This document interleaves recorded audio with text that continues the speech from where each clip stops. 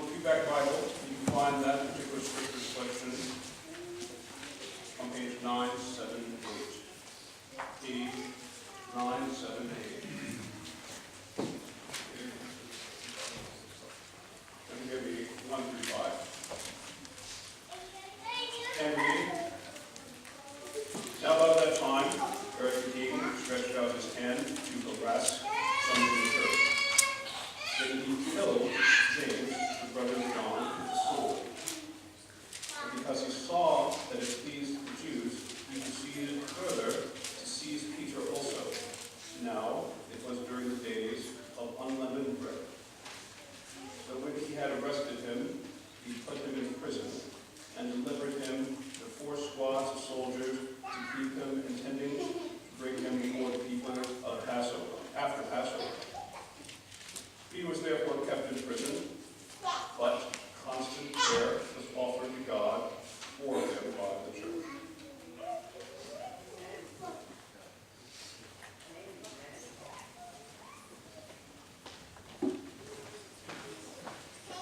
Good morning, church.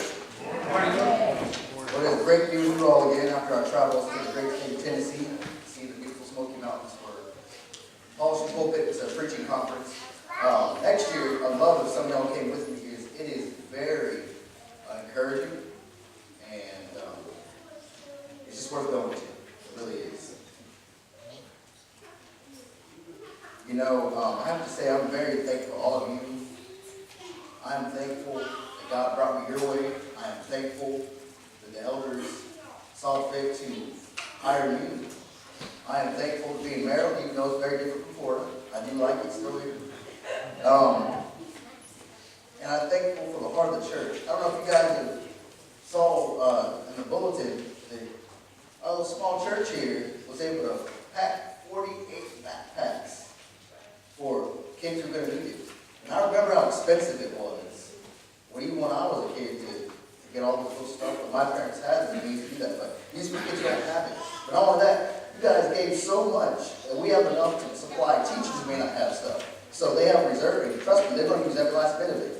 So, kudos to you, and very thankful for that. We have such a loving church here that cares about the community. And don't forget, we have so many things going on. Elders here, we're really trying to get us to make community efforts. Because in September, we're going to have an active shooter training here at the building. And this is open to the community. So you need to invite people to that. The point is, we have a lot of things going on here. But we need to continue to grow as a church family.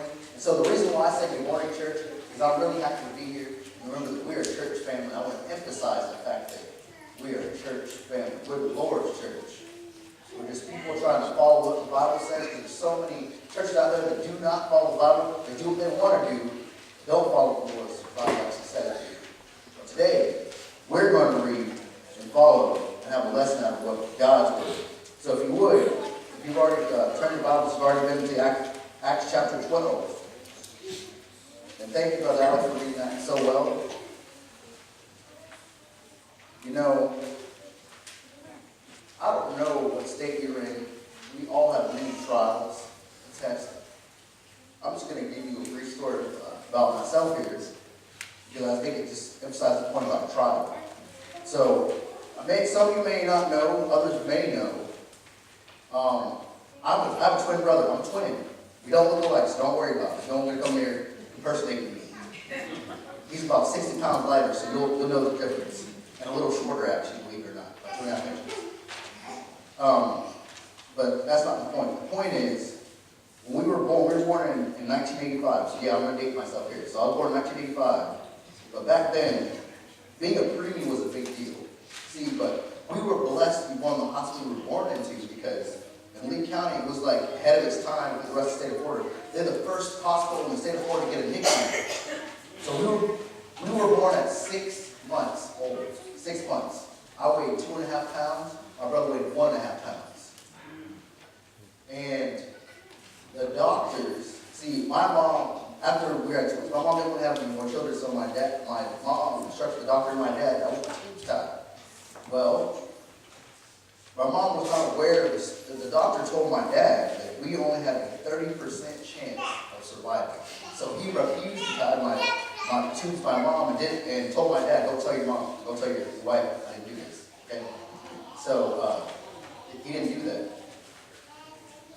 Well, despite being a little small, we only spent 3 months in NICU, but in that NICU we just grew. So all we needed some time to grow. We had all the proper stuff. We had a little bit of issues breathing starting out, but we grew. The point is, I'm here today because God saw fit. See, that was a trial for my family, but God sought to deliver us. But you know, God seeing people through trial is not a new thing. You can take the example even back in the Old Testament of the prophet Daniel. In Daniel chapter 1, verse 8, I love what Daniel said. Well, in chapter 1, he decided to himself, he made up his mind that he would not defile himself with the king's food. Because he wanted to make a distinction that I am God's and not yours, king. You might have captured me, you may have made me a eunuch, but I am going to serve God. He made up in his mind.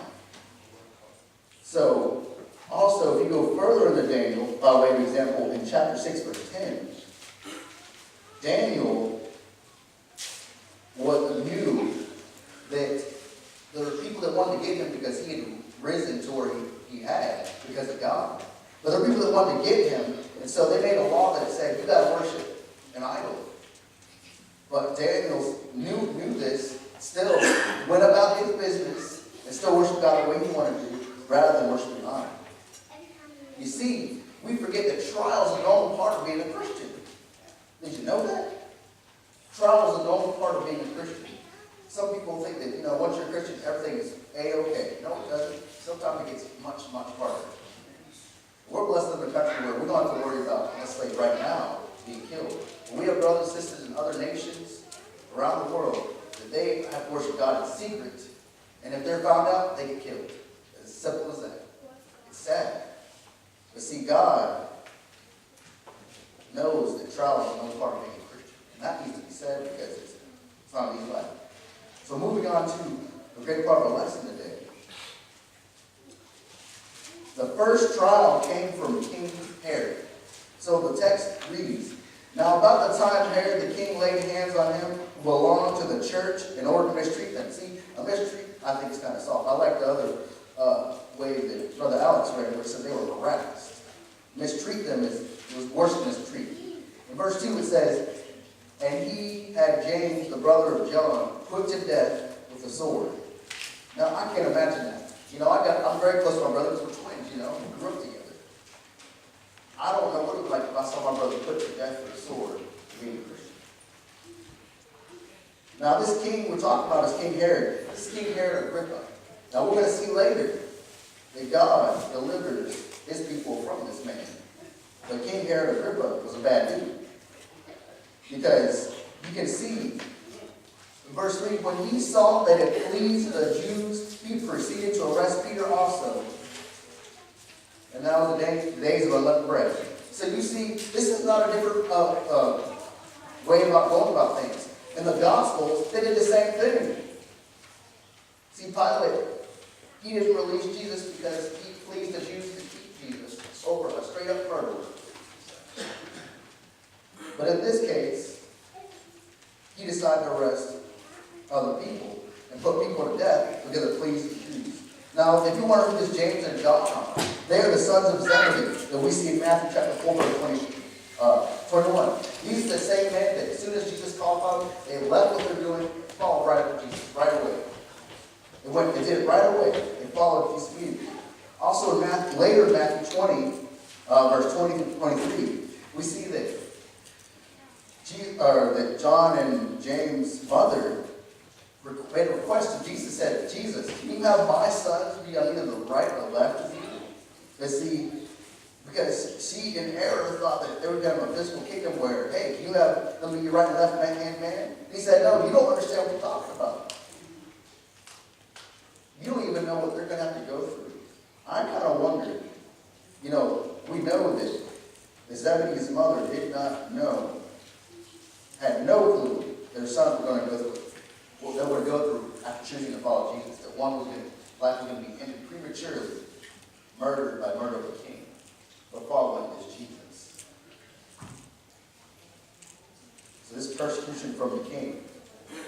We see moving on to verse 5. So Peter was kept in prison, but prayer for him was being made firmly about the church. So we see this second trial came when Herod began. So he started with killing him.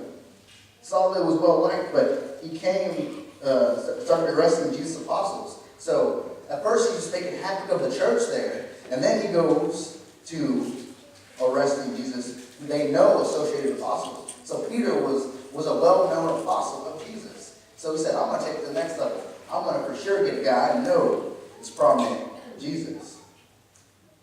So we see persecution of Jesus' apostle in verse 3 through 5. See, again, you can see the trend here. They arrested during the days of unleavened bread. That's an important detail, because that was a Jewish holiday, unleavened bread. But we see that in verse 6, on the very night when Herod was about to bring him forward, Peter was sleeping with two soldiers around him. They had a squadron of 4 men. So he had 2 people for Peter. They were so worried about Peter, they put him between 2 soldiers on chain. So can you imagine that? You're chained up right here. You got a soldier here, the soldier here. And you got 2 soldiers at the door. So they really were concerned about, was this man going to be broken out of jail? They really were concerned about him. So they delivered him with 4 squads of soldiers. But you see, we learn about squadron of soldiers and what that looks like. You turn with me real briefly to John chapter 19, verse 23. Read what the Bible says about that. And so that's John chapter 19, verses 23 through 24.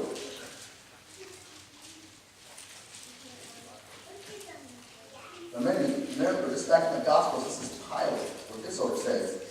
In verse 23, then the soldiers, when they had crucified Jesus, took out garments and made 4 parts, a part to every soldier, and also a tunic. Now the tunic was seamless, woven in one place. So they said to one another, let us not tear it, but cast lots for it. Decide who shall be. It shall be. This was fulfilled scripture, that they divided my outer garments among them, and for my clothing they cast lots. So we see that this idea of having soldiers attached to those who follow Jesus and those who follow Jesus is nothing new. So we see the number of soldiers was no accident. This was common practice when dealing with Jesus' people. Another interesting point here from the text. We see that is after Passover, they were going to bring after Passover, bring Peter to Passover, by the Passover, excuse me, because they want to do this by night. Remember, we're in a Jewish area, so it being around the Passover, they want to do it in secret. We see the Passover from Exodus chapter 12, verse 15, and then Mark 14, verse 1 and 2, by this idea of Passover. But see, for our second point today, we see that God delivers his people. So starting in verse 6, we see that on that very night when Herod was about to bring him forward, Peter was sleeping between 2 soldiers, bound with 2 chains, and guards in front of the door were watching over his prison. And behold, an angel of the Lord suddenly appeared, and a light shone in the cell. And he struck Peter's side and woke him up, saying, get up quickly. And his chains fell off his hands. And the angel said to him, gird yourself, get on your sandals. And he did so. And he said to him, wrap your cloak around you and follow me. And he went out and continued to follow, and did not know what was being done by the angel, or if the angel was real, but thought he was seeing a vision. And verse 10, when they had passed the first and second guard, they came to the iron gate that leads to the city, which opened for them by itself. So it was an iron gate opened by itself. And they went out and went along one street, and immediately the angel departed from them. When Peter came to himself, he said, now I know for sure that the Lord has sent forth his angel and rescued me from the hand of Herod, from all the Jewish people were expected.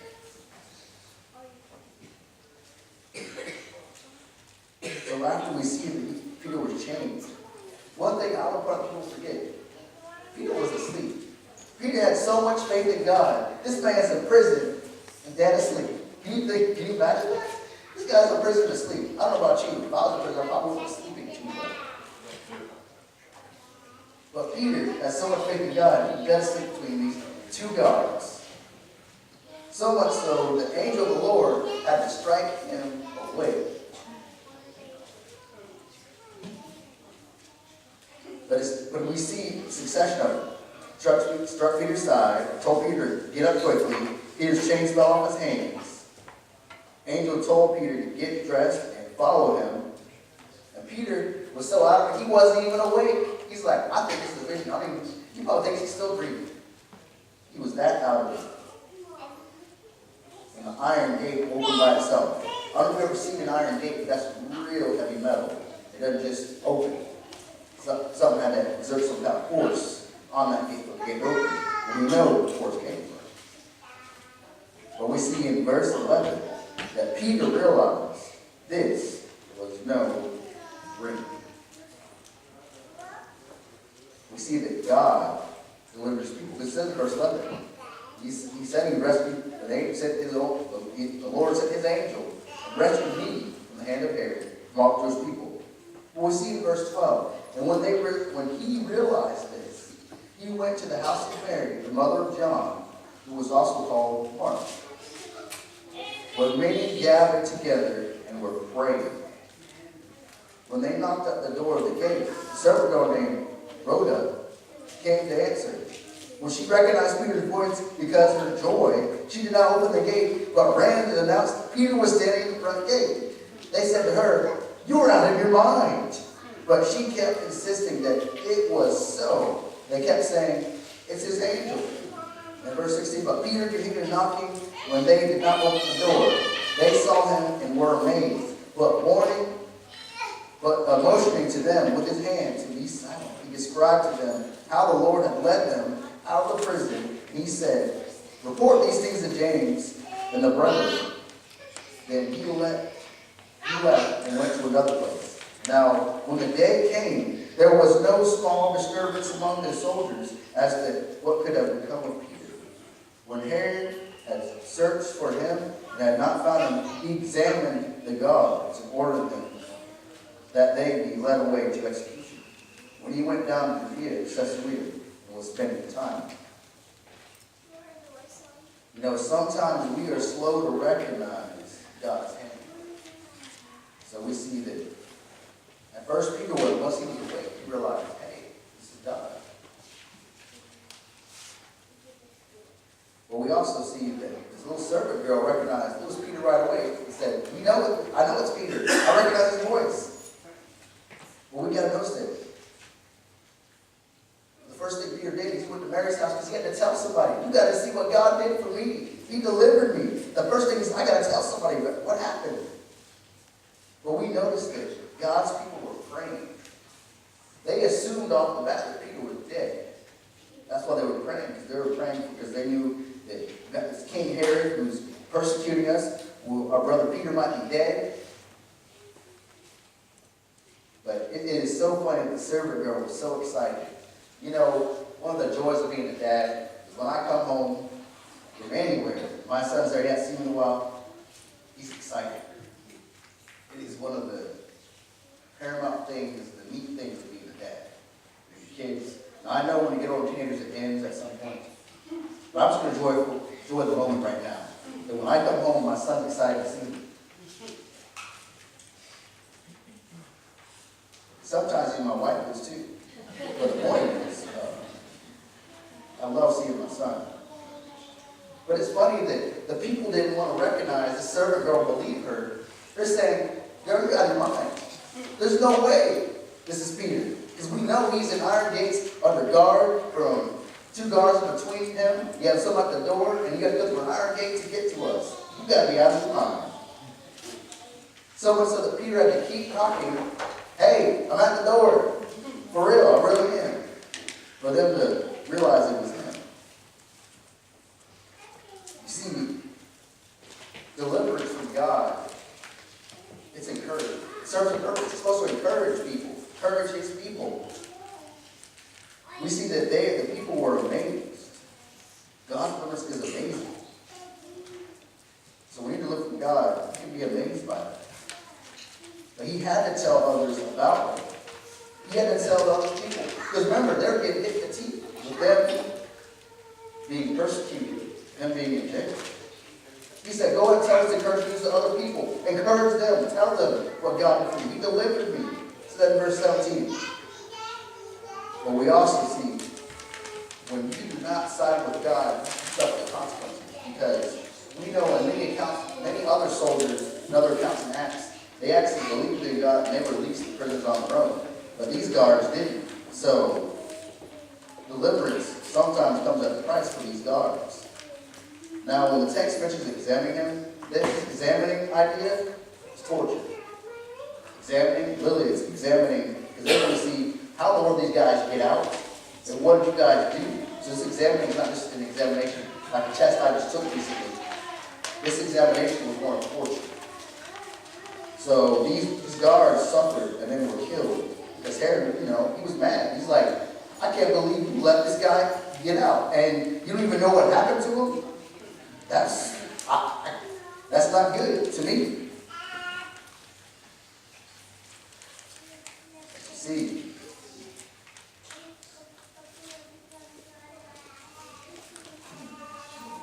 God delivers more people than King Herod. So if you see in verse 20,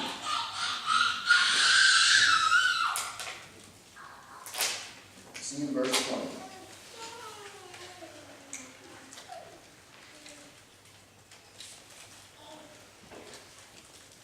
That King Herod said, I'm going to go to another province, and I'm going to see what else I can do.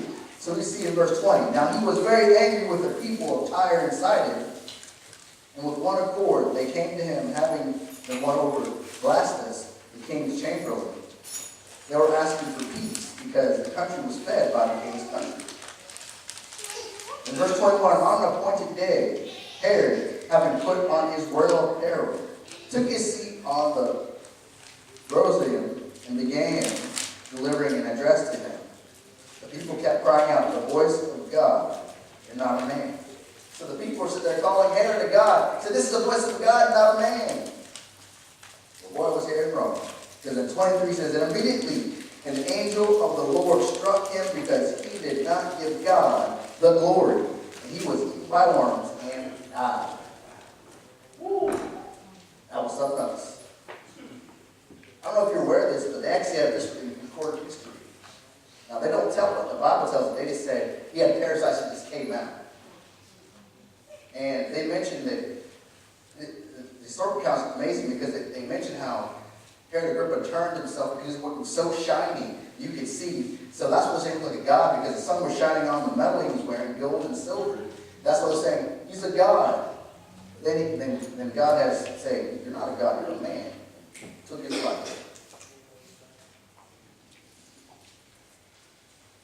So we see in 23, and immediately the angel of the Lord struck him because he did not give God the glory. He was eaten by worms. But in verse 24, we see that God's will be accomplished. In verse 24, but the word of the Lord continued to grow and to be multiplied. And Barnabas and Saul returned from Jerusalem when they fulfilled their mission, taking along with them John, who was also called Mark. So God's will be accomplished. You see, this idea of trial in your Christian walk and deliverance still applies to us today. You're saying, well, I don't see it. What are you talking about? One thing we can learn is before trials come, make up your mind to serve God.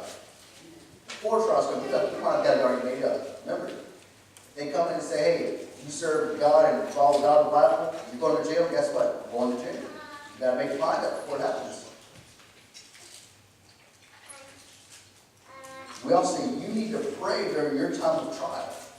Don't give up on prayer because you're not seeing immediate answers. Don't give up on prayer. Pray when you have times of trial. And don't be afraid to ask for prayers of the church. Notice the people in the church there were praying for Peter. They were praying for the church at large. So don't be afraid to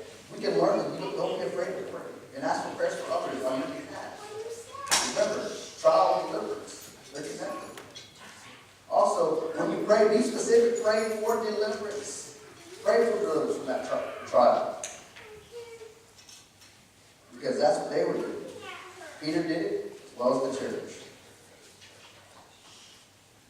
And be okay if you get a different answer to your prayer. Be okay with that answer. Don't be afraid of the answer you get from God. Don't be afraid. And one of the most powerful things we get out of this text that people really overlook is they focus on Peter being in jail, making beliefs, and all that, is that the church was united. You know, if we come together as a united church, young, old, put away whatever things you might have against someone else for whatever reason, it's not scriptural likely, it's going to be something. When you are a united church, good, but you can accept the deliverance from what's going on. Because remember, they were united together praying for Peter. They didn't have a clue that God was going to deliver him out of prison and certain death. But the church was united. Despite them being persecuted, despite having their brother killed by the sword, the church was united. So we know if we unite as a church, we can grow in this area. We can show people the way. There are always people searching. We just got to take advantage of the opportunity and be united as a church family. Because when we're united as a church family, God's will gets accomplished. You don't want to be in the way of God's will and be in spite of it. You want to be a part of that will to accomplish God's mission. So ask yourself today, are you a Christian according to what the Bible says? Do you believe that Jesus Christ is the Son of God? You know you can be saved today? You heard His word say, if you confess that Jesus Christ is the Son of God, you can be saved. Be buried with Him in baptism. That's how you're saved. If you were saved by any other means other than that, I'm sorry, you're not a Christian. You must be baptized. It says in Acts 38, they repented, believed, and were baptized, meaning they were immersed, meaning underwater came out, and they were a new creature in Christ. And they continue to live in steadfast in the apostles' doctrine which they got from Jesus. You can be saved today. You can be delivered from sin today if you choose to baptize for remission of your sins and serve God and walk in the newness of life. You have the opportunity to become a Christian today. Listen, if you're a Christian, you're having some trials in your life, you can ask for prayer. If you're a Christian and you need help with deliverance out of your trials, you can pray for that. You can pray for that. If you're a Christian and you need repentance of sins, you can pray for that too. You want to live in the way of it. But most probably, if you're not a Christian today, I implore you, take advantage of the opportunity today that you can be baptized and delivered of your sins. If you have any other needs, brother here is good people. We love to pray for you, study with you. If you have any questions, I will take as long as I need to study with you. If you have any needs, I implore you to come forward. Stand.